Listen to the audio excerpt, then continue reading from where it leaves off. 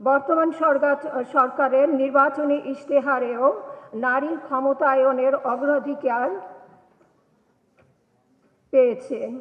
বিশেষ করে পরিবারের নারী প্রধানের নামে ফ্যামিলি কার্ড চালু করার সিদ্ধান্ত নারীর ক্ষমতায়নের ক্ষেত্রে একটি গুরুত্বপূর্ণ উদ্যোগ হিসাবে বিবেচনা করা হচ্ছে। সুধীমণ্ডলী, তিনবারের প্রধানমন্ত্রী দেশনেত্রী বেগম খালেদা জিয়া তার আপোষহীন মনোভাব, দক্ষ, যোগ্য ও বলিষ্ঠ নেতৃত্ব এবং দীর্ঘ সংগ্রাম ও আত্মত্যাগের মাধ্যমে দেশে গণতন্ত্র পুনরুদ্ধারে অবিস্মরণীয় ভূমিকা রেখেছেন। তারই পুত্রবধূ আমাদের আজকের অনুষ্ঠানের প্রধান অতিথি ডক্টর জুবাইদা রহমান বর্তমান প্রজন্মের নারীদের নিকট এক অনুকরণীয় ব্যক্তিত্ব। এই দুই প্রজন্মের নারী নেতৃত্বের মেলবন্ধনই আমাদের শিখিয়েছে যে নারীর ক্ষমতায়ন মানে কেবল পদমর্যাদা নয়, বরং সমাজের প্রতিটি স্তরে দক্ষতা, যোগ্যতা, মেধা ও সাহসের সাথে দায়িত্ব পালন করা। তাদের দেখানো পথই আজ আমাদের নারীদের আত্মবিশ্বাসের মূল চাবিকাঠি। বর্তমান সরকার নারীর ক্ষমতায়নকে দেশের সামগ্রিক উন্নয়নের অবিচ্ছেদ্য অংশ হিসাবে মনে করে। মাননীয় প্রধানমন্ত্রীর নেতৃত্বে এবং স্বরাষ্ট্র মন্ত্রণালয়ের ঐকান্তিক প্রচেষ্টায় আজ পুলিশ বাহিনীতে নারীর অংশগ্রহণ উল্লেখযোগ্যভাবে বৃদ্ধি পেয়েছে।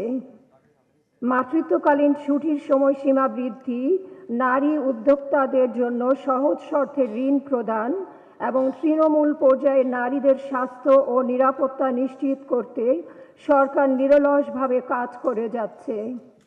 আমাদের লক্ষ্য একটি বৈষম্যহীন সমাজ, যেখানে একজন নারী তার পূর্ণ সম্ভাবনা বিকাশের সুযোগ পাবেন। প্রিয় পুনাক সদস্যবৃন্দ, প্রতিষ্ঠা লগ্ন থেকে এই পুনাক পরিবারের নারীদের স্বাবলম্বী করতে এবং দেশের অর্থনৈতিক উন্নয়নে অনন্য ভূমিকা পালন করে আসছে। দীর্ঘ 4 দশকেরও বেশি সময় ধরে সংগঠনটি পুলিশ পরিবারের নারীদের কল্যাণে নানামুখী কার্যক্রম পরিচালনা করে আসছে, যা উন্নয়নের মূল ধারায় নারীকে সম্পৃক্ত করার পাশাপাশি নারীর ক্ষমতায়নে গুরুত্বপূর্ণ ভূমিকা রাখছে।